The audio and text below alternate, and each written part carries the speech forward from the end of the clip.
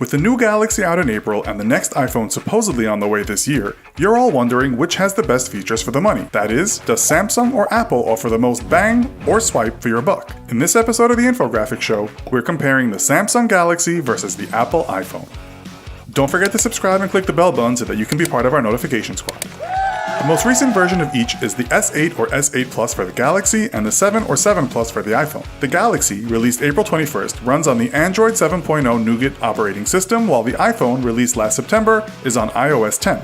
Both have great cameras and built-in features, are water resistant, and have biometric features. That is, they recognize your fingerprint, though the S8's is reportedly tricky. For the S8 release, Samsung ran a promotion to capture the growing virtual reality customer base by throwing in the latest Gear VR and controller, and an Oculus game pack for those who pre-ordered starting March 30th. And included in the box with every Galaxy, irrespective of order date, are 8kg earbuds in the box, valued at $99. Score 1 for Galaxy there because Apple eliminated the headphone jack in both the 7 and 7 Plus, forcing users to switch to wireless earbuds called AirPods, rendering the collection of earbuds we've all accumulated over the years obsolete. Reviewers rated the wireless functionality highly, while the actual sound quality got mixed reviews.